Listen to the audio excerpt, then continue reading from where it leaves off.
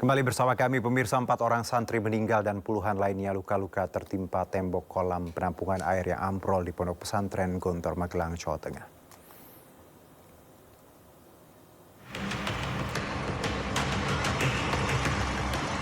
Tembok kolam penampungan air di Pondok Modern Darussalam Gontor, Magelang, Jawa Tengah ambrol dan menimpa puluhan santri.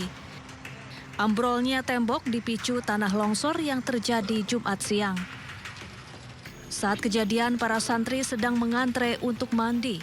Naas mereka tertimpa reruntuhan tembok hingga terjebak puing-puing bangunan. Akibatnya 25 santri terluka dan 4 lainnya meninggal dunia. Untuk jumlah korban yang meninggal itu ada 4 dan 5 orang dinyatakan selamat. Untuk kendala yang kami hadapi karena cukup tebalnya fondasi yang menimpa tembok kamar mandi sehingga cukup mempersulit kami pada saat melakukan evakuasi, dan ditambah dengan adanya ruangan yang sangat sempit sehingga harus ekstra hati-hati karena struktur bangunan juga sangat labil. Evakuasi korban berlangsung hingga 13 jam. Kini para santri yang terluka menjalani perawatan di RSUD Merah Putih Magelang. Dari Magelang, Jawa Tengah, Puji Hartono, iNews melaporkan. Ya, dan untuk mengetahui informasi terkini terkait insiden ambruknya tandon air di Ponpes Pondok Pesantren Gontor 5 Magelang, sudah bersama kami Basuki, Koordinator Basarnas Unit Siaga SAR Borobudur. Selamat sore Pak Basuki. Selamat sore, Mas. Baik Pak, kalau kita lihat tadi informasi yang tersaji sebelum dialog ini, kondisi terkini di sana seperti apa Pak? Untuk kondisi terkini, informasi yang kami dapat dari pihak pondok pesantren, untuk lokasi longsoran itu untuk sementara ditutup ya, Mas. Jadi tidak boleh ada aktivitas di sana.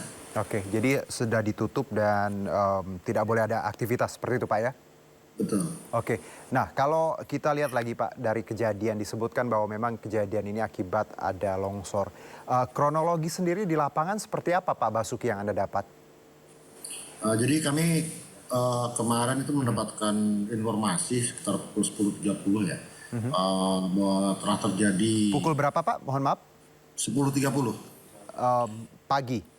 Iya, pukul Oke. 10.30 pagi mendapatkan informasi bahwa telah terjadi longsor di area Pondok Gontor 5 Sawangan, dan kami juga mendapatkan informasi bahwa longsoran tersebut ada korban, sehingga kami dari tim Basarnas Borobudur serta tim SAR gabungan segera merespon informasi itu. Kita cek ke lokasi dan memang di sana ada beberapa orang santri yang terjebak di reruntuhan pondasi penyangga tandon air itu. Baik. Setelah kami lakukan asesmen, ternyata memang masih ada beberapa santri yang kondisinya masih hidup ya, dan kita langsung melakukan evakuasi bersama tim SAR gabungan. Oke, jadi 10.30 pagi ya Pak ya Anda mendapat laporan tadi. Dan kalau dari informasi yang kita dapat juga pada saat kejadian, apakah benar Pak para santri ini memang sedang mengantri untuk mandi? Itu kenapa banyak yang tertimbun seperti itu Pak? Sangat dimungkinkan Mas ya, karena itu kan hari Jumat ya, Jumat, dan santri mempersiapkan diri untuk melaksanakan ibadah sholat Jumat.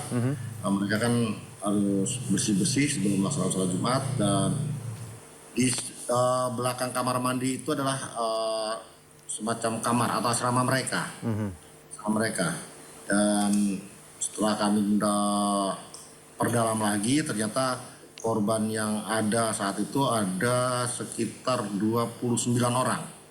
Di mana yang 20 orang itu sudah berhasil melakukan evakuasi mandiri dari pihak pondok dan mengalami cedera ringan. Itu dibawa ke Rumah Sakit Umum Daerah Merah Putih Kabupaten Magelang. 20 orang yang evakuasi mandiri, 9 orang berarti dibantu Basarnas, seperti itu Pak? Ya betul, 9 orang kami tertimbun pondasi penyangga tandon air itu dan kami melaksanakan evakuasi dengan bersama tim SAR gabungan. Oke, 9 ini Pak, korban jiwanya berapa Pak? Dari 9 korban tersebut ada 5 orang yang selamat berhasil kami evakuasi dan 4 orang dinyatakan meninggal dunia. 4 orang meninggal ya Pak. Nah dari Anda di lapangan Pak, sebenarnya kalau kita lihat longsor tadi, topografinya apa Pak yang menyebabkan longsor ini? Apakah memang ada perbukitan atau seperti apa yang di dekat tadi asrama, dekat kamar mandi ini dari visual yang Anda dapat Pak? Kalau dari visual yang kami lihat Mas ya, jadi memang untuk topografinya di situ memang terasiring Mas ya. Kenapa Pak? Terasiring dan semacam terasiring Mas. Oke. Ya, semacam terasiring di mana tandon air itu berada di atas asrama mereka. Dan menurut informasi dari pihak pengurus pondok, tandon air itu tadinya adalah tempat penampungan untuk air ngisi di kolam renang. Baik. Mungkin, ya, dan di atas tandon itu ada semacam sungai kecil juga. Ada semacam sungai kecil mungkin untuk aliran irigasi warga juga. Oke, baik. Apakah hari sebelum atau malamnya Pak dilaporkan hujan Pak? Karena biasanya kan ketika hujan lebat, debit air dan juga kawasan atau yang di dekat bukit, sungai kecil tadi Anda sebutkan biasanya akan terdampak. Adakah laporan hujan Pak sebelumnya atau belum masih dalam investigasi? Hujan kayaknya kalau sekarang kan hujan musim lokal Mas ya, lokalan aja dan tidak masif hujan jadi kayaknya tidak ada hujan Mas. Oke, baik. Ini kalau kita melihat evakuasi sendiri Pak, benar kalau berlangsung 13 jam dari informasi yang kami dapat Pak. Mengapa sealot itu kalau kita bicara evakuasi sendiri Pak? Jadi kenapa kita melaksanakan evakuasi sampai 13 jam ya? Yang pertama jumlah korbannya ada 9 orang dan memang untuk lokasinya mereka tertindas beton yang cukup tebal. Ketebalannya ada sekitar 50 cm dengan panjang lebih dari 10 meter dan lebarnya atau tingginya itu ada 3-4 meter. Oke.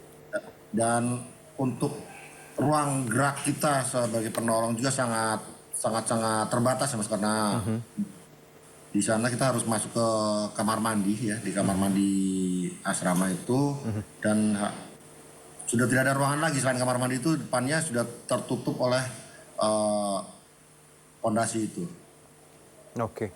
Jadi medannya Ya, yang medannya sangat sulit dan untuk bangunannya juga cukup labil sehingga kalau kita salah memprediksi atau salah kita melakukan evakuasi itu akan membahayakan kita sebagai penolong dan juga korban yang masih hidup.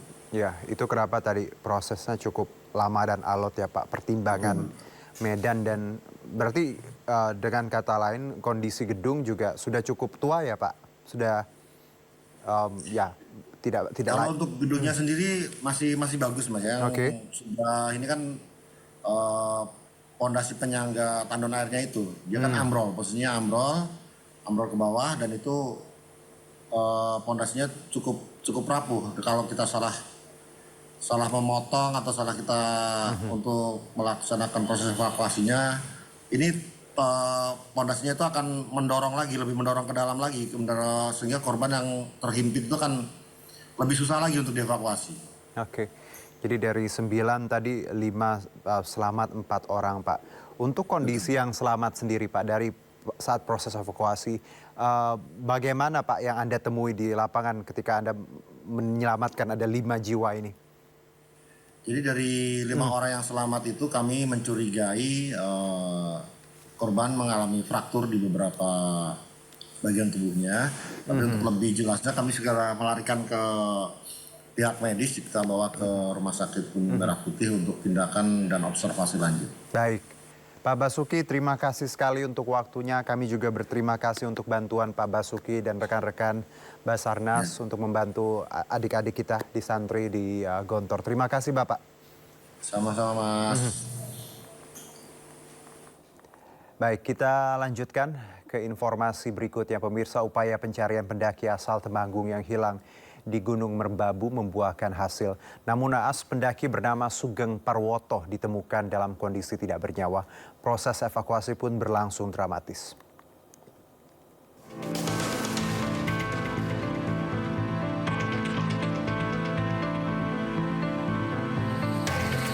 Proses evakuasi jenazah Sugeng Parwoto, pendaki asal Temanggung yang hilang di Gunung Merbabu, Boyolali, Jawa Tengah, berjalan dramatis. Evakuasi dilakukan secara estafet oleh tim SAR gabungan dari Pos 3 hingga base camp Tim Boa. Tim SAR gabungan berhasil menemukan korban setelah 4 hari pencarian. Pada hari kelima, korban berhasil dievakuasi dari lokasi. Setelah dilakukan, jenazah korban langsung dibawa ke RSUD Dr. Muwardi, Solo untuk dilakukan otopsi.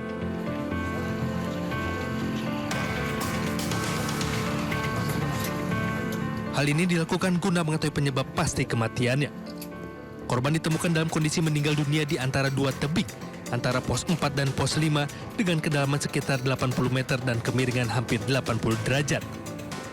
Medan yang ekstrim, cuaca berkabut tebal, serta minimnya penerangan membuat proses evakuasi berlangsung dramatis.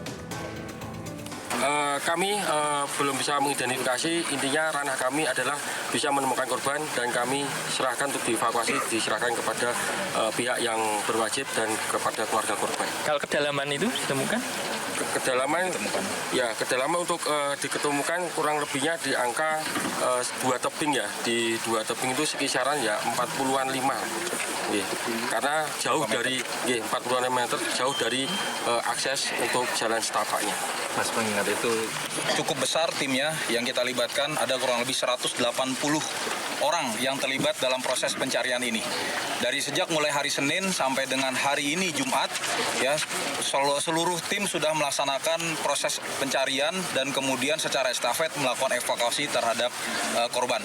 Dan untuk dasar pro justisia, karena korban sudah ditemukan dalam keadaan meninggal dunia, maka rencana akan dilakukan otopsi di Rumah Sakit Mawardi, Solo.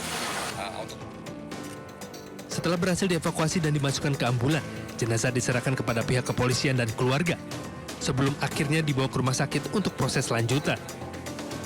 Dari Boyolali, Jawa Tengah, Tata Ramanta, iNews melaporkan.